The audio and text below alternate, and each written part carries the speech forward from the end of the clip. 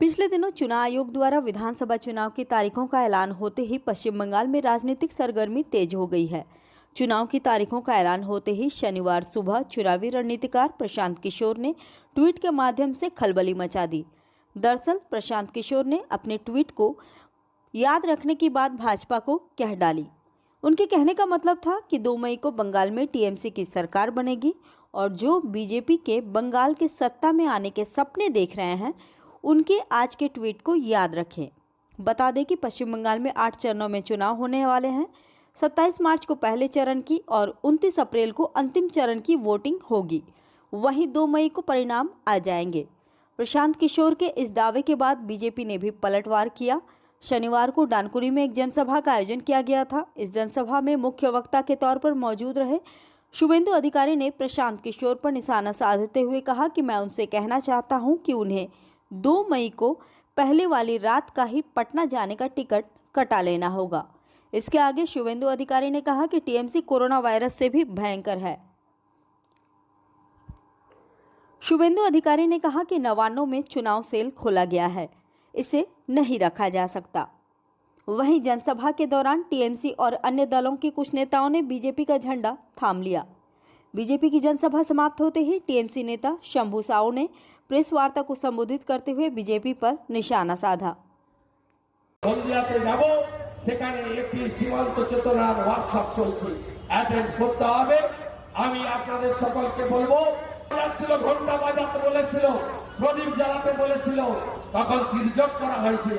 আজকে কোভিডের টিকা, ভারতের কোভিডের টিকা, ভারতের বিজ্ঞানীদের তৈরি টিকা, মোদিজির অনুপ্রেরণায় তৈরি টিকা গোটা পৃথিবীতে সমাদৃত।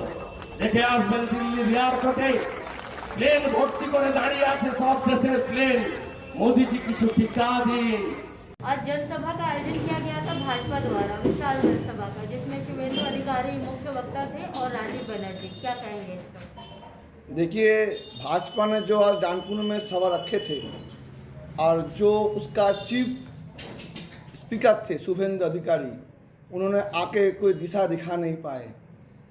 उसका कुछ कहना नहीं है कि आने वाले समय में अगर डानकुनी में आकर भाजपा का क्या डेवलपमेंट है गुजरात में, यूपी में, उसका कुछ कहना नहीं है। वो है कांथी का तोलाबाज भाईपो। वो कांथी का तोलाबाज भाईपो डानकुनी में आया है। डानकुनी का कोई भी नागरिक उसको सुनने में लिए नहीं गए हैं। कुछ बाहर के आदमी आकर डानकुनी में 100 या 200 आदमी आए थे और उसका भाषण सुने थे, और भाषण सुनने के बाद वो लोग भी हताश है। और जो पुराने जो बीजेपी है डानकुनी के, जो भाजपा काफ़ी सालों से कर रहे हैं, आज वो दिखाई नहीं दिए। दिखाई दिए कौन? जो गद्दार लोग तृणमूल से भाजपा में गए, उनको दिखाई दिए।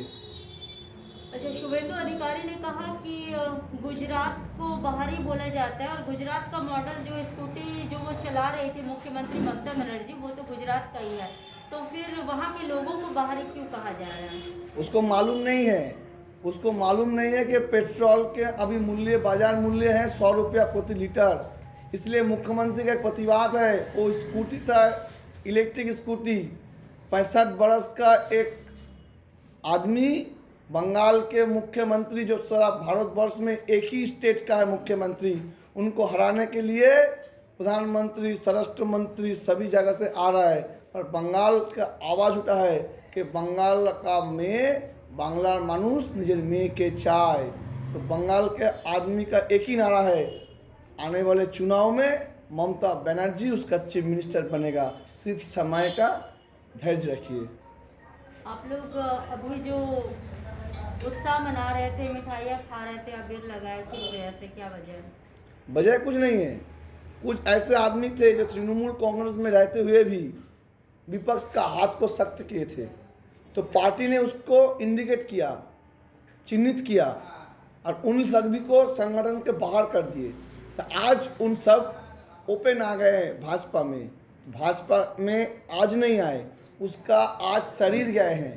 उसका मन 2019 के लोकसभा से थे, इसके पहले वो वामफ्रंट के संग थे। 2016 के जोट जो प्रार्थी थे 2016 में, वामपंथियों के जोट के लिए काम किए 2016 में, और 2019 में वो भाजपा के लिए काम किए। तो ये सब आदमी रहते हुए तृणमूल कांग्रेस में तृणमूल से सुविधा लिए, अपना बिजनेस बनाए, अपना निजी स्वार्थ बनाए, और आज ये तृणमूल से भाजपा में गए, वो भी निजी स्वार्थ के लिए, जनगण के लिए नहीं, जनगण के हित के लिए कुछ काम लोग किए नहीं कभी भी।